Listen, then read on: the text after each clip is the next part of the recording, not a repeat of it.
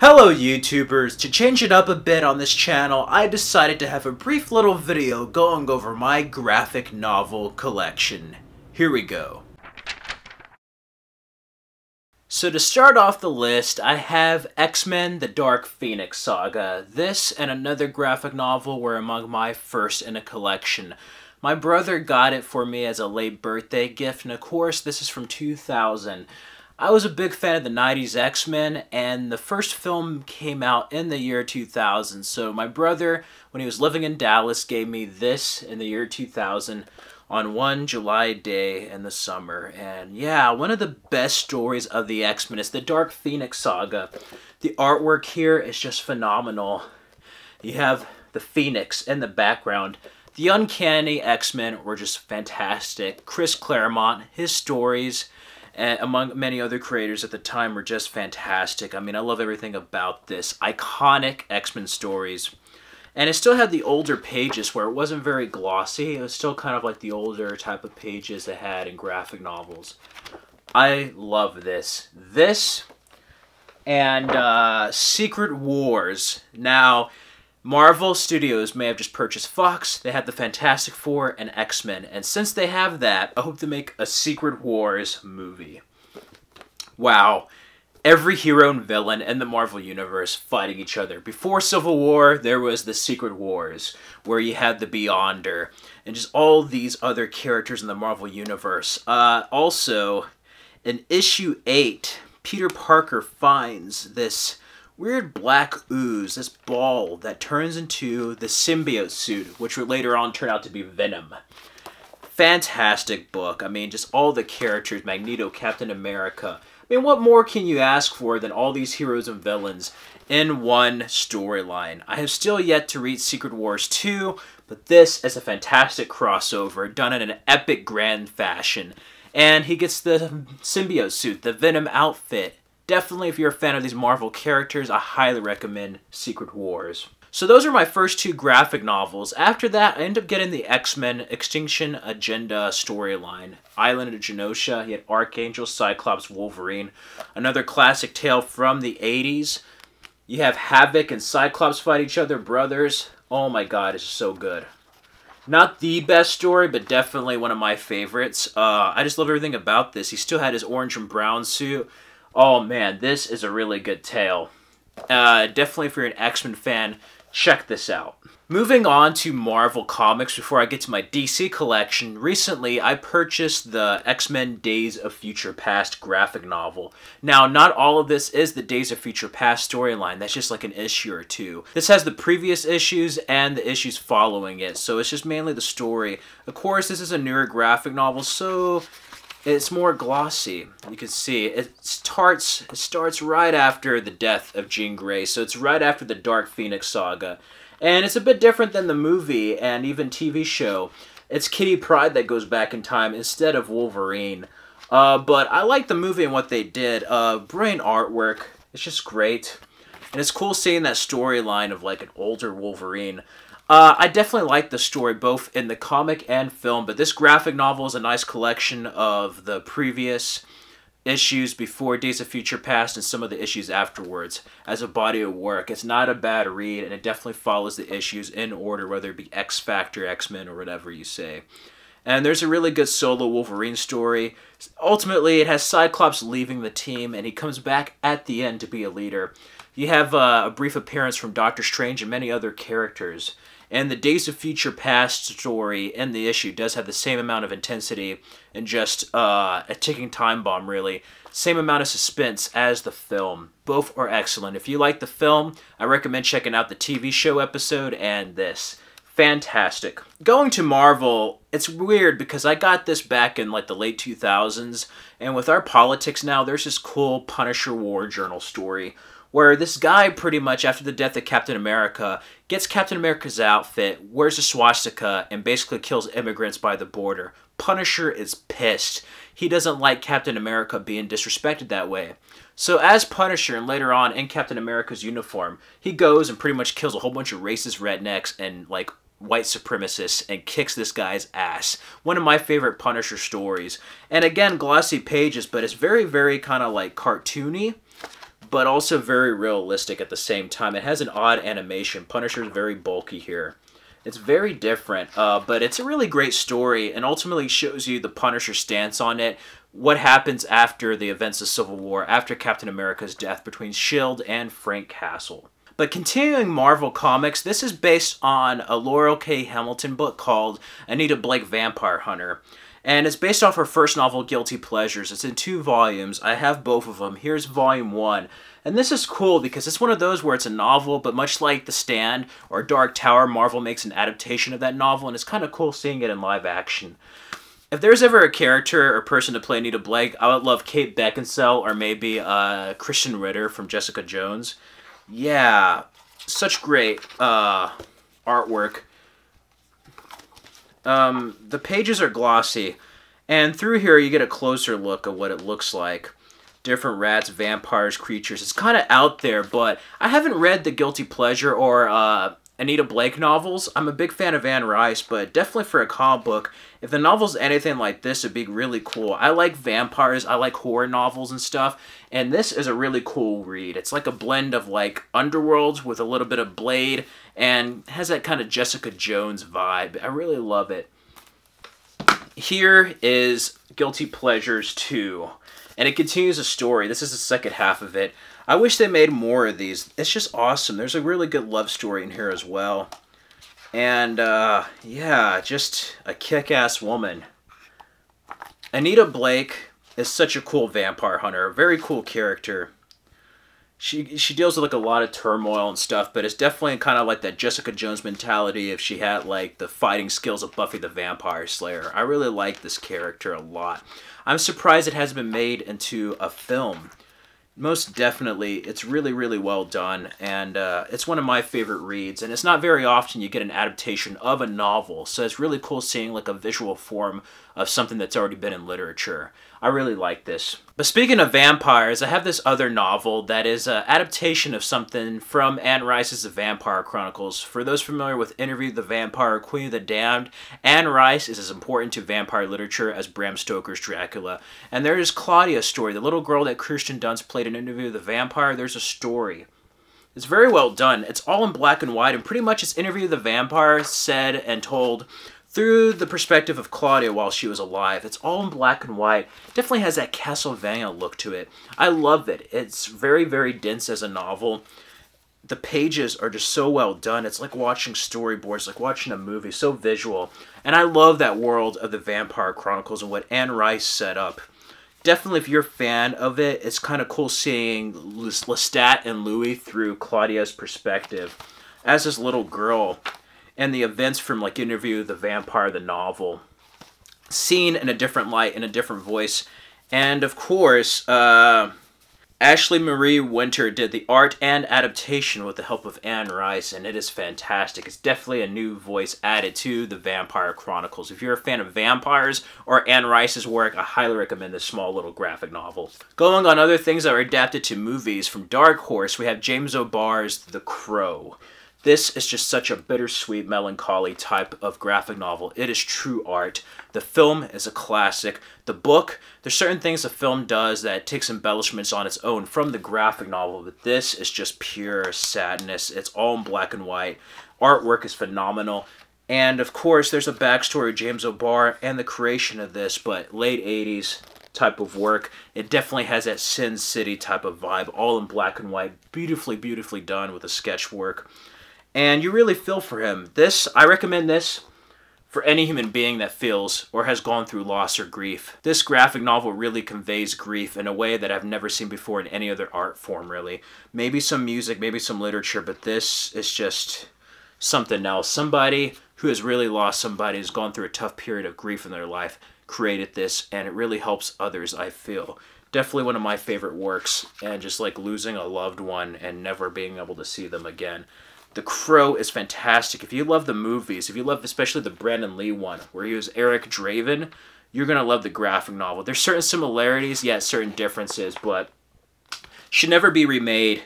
And it's just sad. It's such a tragic story with both the graphic novel and movie with The Crow, but it is a fantastic work of art and definitely one of the best graphic novels I've read in my life. It is just so cinematic. Everything about it is so visually striking. The Crow is a must-read. For any of those who have never read The Crow, I highly recommend it. This is the reprint version that came out, like, I think in 2007 or 8, but this is just fantastic. I highly recommend this. Going a bit on DC, there's this really great graphic novel. Actually, one of Time Magazine's 100 Best Novels of the 20th century, but also a winner of the Hugo Award. Nothing, no matter what other incarnations of it there are, nothing can touch Watchmen. Watchmen is a masterpiece, a brilliant piece of fiction. You have freaking Alan Moore and Dave Gibbons. Alan Moore, man, V for Vendetta, The Killing Joke, this. Superheroes are complex. Because of this, we have more relatable superheroes and superheroes with problems. And this is one of the few graphic novels that I've read. Others have imitated this, but one of the few that I actually feel like these superheroes are real people dealing with real human problems. Tales of the Black Freighter in between this, and just like Hollis Mason's, the original Night Owl's like biography in there, all the artwork is just so visually striking, and Zack Snyder really conveyed that well in the film. I actually have more respect for the film after reading this, and of course it's a different ending, but still, with the backdrop of an alternate 1984 and just everything going on, Watchmen is a brilliant, brilliant piece of fiction. And no matter how hard they try with the Watchmen brand or other material, nobody can touch this. This is a masterpiece, a tour de force, and it is just a masterclass full of art, really. Watchmen is one of a kind, and it's lightning in a bottle. Going to the 80s, we have The Dark Knight Returns by Frank Miller. He reinvented Batman. Oh my god, he's dark. Ben Affleck took a lot of influence from this, as well as The Dark Knight Rises in many ways. I love the cartoon. This is definitely one of the best Batman stories, getting it back to his roots. And it's an older Batman. You don't really see that. You also have a female Robin. I love her character. The Superman fight. Everything about this is just awesome. And again, a backdrop of the 1980s culture. Hell, this fight was even in BVS. Dark Knight Returns is a wonderfully crafted graphic novel by Frank Miller. If you love his work in Sin City or Ronin, you're really going to love Dark Knight Returns. Another Frank Miller graphic novel, he ended up going back to Batman's younger years with Batman Year One. I love this. Batman Begins took a lot of influence from this. Oh my gosh, I love Batman Year One. This is a glossy page. It goes from his origins to basically Commissioner Gordon transferring to GCPD and Bruce Wayne arriving from Gotham. If you ask me, the Gotham TV show should have really been Batman Year One. And this would make a great TV show. I like the animated movie, but this is just so well done and visually striking. It definitely has certain themes and aesthetics that were in Dark Knight Returns, but much earlier. And it's so great, again, with an 80s backdrop in a way. Well, it felt a little bit like 1970s. Having this 80s, like, Batman in his first year and then that ending is just so fantastic. Batman Year One is among one of my favorite, not only Batman stories, but one of my favorite Commissioner Gordon, or should I say Lieutenant Gordon stories. James Gordon. If you're a fan of Batman, this is a must-read. Continuing Batman with other influences, we have Batman The Long Halloween. This had a heavy influence on not only Batman Begins, but The Dark Knight. I love Batman The Long Halloween. A late 90s thing, but you have, like, the Calendar Man and these killings. And the artwork is so fantastic. It definitely has that late 90s vibe. I mean, just like the stuff between Batman and Catwoman here is fantastic. She has her purple suit. Everything about this is just so suspenseful and just so engaging, how they go on different holidays. And I miss Batman with long ears. Kind of cartoony in a way, but still done very well. And the writing and story really helps aid this. The writing and story really help drive this narrative here with Batman. Is definitely one of my favorite Batman stories. Most definitely, The Long Halloween is a fantastic story with a couple of twists, different characters, while offering some familiar faces. I highly recommend this. Another Alan Moore story, also done by Brian Boland, is Batman The Killing Joke. Definitely influences on Batman 89 and The Dark Knight. I love The Killing Joke. The Killing Joke, it has a type of, like, artwork and just animation I've really not seen. It has that cartoon glossy look while also looking very like hyper real. The way they do the flashbacks is fantastic. Now this is the original version. Now this is a redone version where it's black and white. The original version was in color. It's just so messed up about like one bad day and how Joker has all these like type of origins that made him, and then just ultimately seeing how he became the Joker is just tragic and heartbreaking. And really, Batman and Joker coming to the realization that if they keep doing this, one of them's going to have to die. And it's that realization. The animated series, the animated movie didn't show this extra ending where Batman gets killed. And this one doesn't have that Batgirl story. This is just a Joker, and this is far better than the animated film. If you've seen The Killing Joke but have never read the graphic novel, read it. This is the definitive Joker story. And going on another Joker story that's very well done and almost up there with Killing Joke is Brian Azzarello's Joker. I read this right after The Dark Knight. You can tell this took a lot of heavy influence from Heath Ledger's Joker. Just in the design and aesthetic of it, it's very dark and grim. Definitely that kind of like Millennium Batman. Just look at him. It's like almost very, very much like Heath Ledger. I love this book.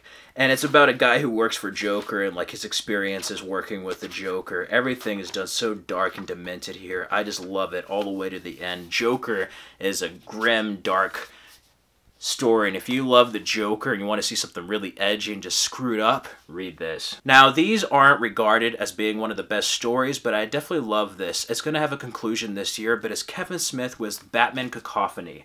I love this. It's him going after the killer Onomatopoeia, and there's just so many references to not only Tim Burton's Batman, Onomatopoeia from like the Green Arrow days with Kevin Smith, but Maxie Zeus and just different things. Again, it kind of has that weird animation look. For Kevin Smith, it definitely surprises me. Some of it may be a little bit juvenile, but I like it. It's done more serious in his movies, and there's certain great moments, references to pop culture. But there's this one line here where the Joker's in the hospital. Bruce Wayne, or Batman, comes to apologize, basically, in disguise. And he basically says, I'm sorry for the way I treated you or whatever. And he's like, I'm sorry for whatever it was that happened to you, which made you the way you are. But I do want to kill you. And then he's like going on, and Joker tells Batman, but here's the cold, hard truth, Bats. I don't hate you because I'm crazy.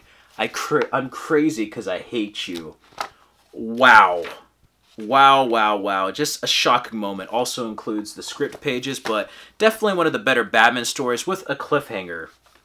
Going on is a sequel to Batman Cacophony called Batman the Widening Gyre. Really cool. I like this. This is even further. It's Bruce Wayne wanting to retire. There's this new hero named Bahamut, and it's so cool. You get Nightwing in this installment. I just love seeing Bruce Wayne and Nightwing. Batman and Nightwing, but you have him with Silver St. Cloud, and they want to have a relationship, basically. He basically asks her to marry him. And, of course, Batman can have a normal life. I won't give away the ending, but it's shocking with the events that I really, really want to see the conclusion of this year. Kevin Smith is awesome in this. Yeah, say what you will about his films and stuff, but he knows comics, and you can tell he has a lot of love for Batman. I like this. Despite what people say, I really like both this and Batman Cacophony. Going on a true story that's very endearing and probably one of the most heartfelt, inspirational stories I've read in comics is A Dark Knight, a true Batman story by Paul Dini. And it's Paul Dini. He was a writer for Batman the Animated Series, wrote the Heart of Ice episodes, wrote the video games Batman Arkham Asylum, Arkham City. He's done a lot of great work. For those who've read comics and know about cartoons and stuff, you know him. This is about a night he was mugged, and this is such a sad story. I very much relate to it and about like what's important in life. And it really was kind of like a wake-up call and just put things in perspective for him in life. And he was trying to get through this traumatic event, and it was Batman that helped him. But, like, the villains and heroes of the Batman mythology played a part in it. And it shows him going through this traumatic event, going through a process of getting over that traumatic event while imagining the Batman character. It's probably one of the most endearing Batman stories I've read, and really shows you his importance in a real-world scenario that isn't filled in a world of comic book heroes. Isn't filled where Batman will save somebody from a mugger. No, this is a real world and heroes don't exist and what happens. But also, it shows you how you can be a hero in your own right. Not like Batman, but how you can still impact people, influence them, inspire them, and ultimately make their world better. And it's such a great story. If you're a fan of Paul Dini's work, if you're a fan of any Batman stuff, any graphic novels, just a human being in general, I mean, this There's a lot of moments that made me cry and really get to my heart. Read Dark Knight by Paul Dini. It is fantastic. Among one of the best graphic novels I read this decade. Going on to Superman, we have Jeff Johns with Superman's Secret Origin. Definitely a greatest hits of the Christopher Reeve movies with a bit of Smallville, and Man of Steel took a lot of influence from this. Not exactly, but still, it's great to see like the Christopher Reeve universe meet Smallville and some of the other stuff in comics. It's a return to form. It's an origin story. So it goes through him in high school. You can definitely tell there's a lot of Smallville there. And then there's like young Lex. He has hair. He's in Smallville. Gets out of there. Shows you why he has glasses. You get the Legion of Superheroes. And then ultimately, after all those experiences, you see him as Clark Kent, much like Christopher Reeve's Clark Kent. Lois Lane there, Jimmy Olsen, and him as Superman. I love Superman's Secret Origin. I wish there was a movie done exactly like this. This is like Superman done right. This is the way Superman should be.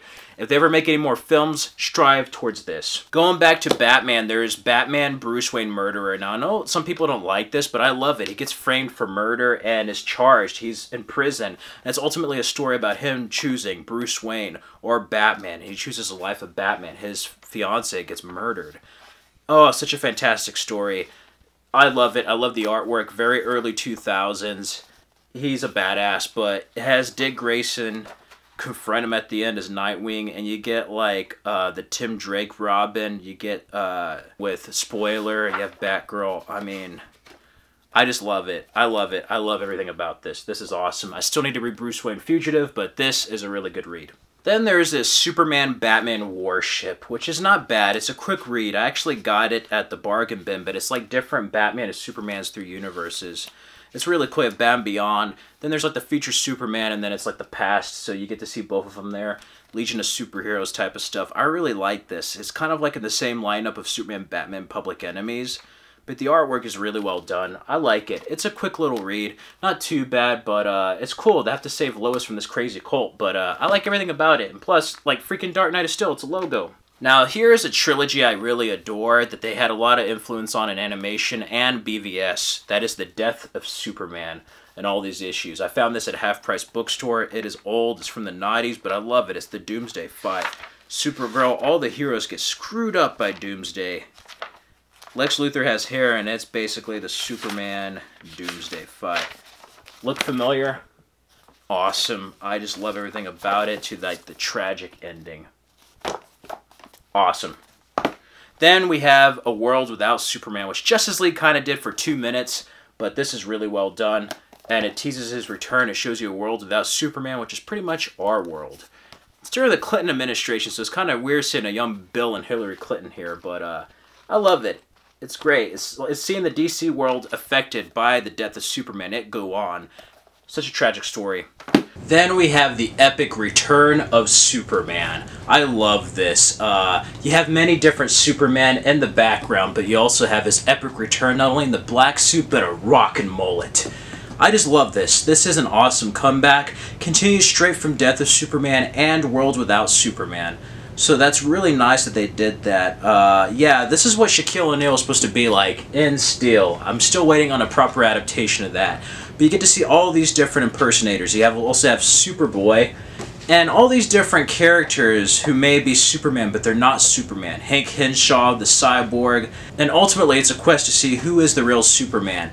And then we have him with the rockin' black suit and mullet. I just love everything about this. Lois Lane, having him come back. Oh my god, just super, super romantic. Him fighting off the bad guys. He has like the solar suit, freaking gun. And it's victory. It's Superman's epic return, and I just love everything about this. You really get your bang for your buck with this story. And yeah, you have Lois and Clark together at the end. And this is right before the wedding album, so it's a really epic return with Death, World, and Return of Superman. Then we kind of have some different books. These aren't graphic novels, but I have an Arrow Heroes and Villains guide. You have felled this city. I love this. It goes over all the heroes and villains of the CW show. Stephen Amell. You also have like Deathstroke in there. Huntress. I love Huntress. Red Arrow, Arsenal, Speedy. Yeah, all these characters, and this is up to season 2, so you don't have season 3, 4, 5, or 6 characters in this. But ultimately, it's a really cool guide for those getting into Arrow. It has its ups and downs, but I really like the first 2 seasons and season 5, but yeah, this is a cool book. And then here is the Smallville role-playing game, which is pretty much Smallville meets Dungeons & Dragons. It has a foreword by the Smallville creators, but yeah, it's really just a role-playing game with the different scenarios from the show. Really, really cool for any Smallville fans. Has Clark Kent in the back. Anyway, that is it for my graphic novel collection. I hope you enjoyed this video for everyone out there. And yeah, let me know what some of your favorite graphic novels are in the comments below. And feel free to subscribe for more videos. Check out the channel for more content.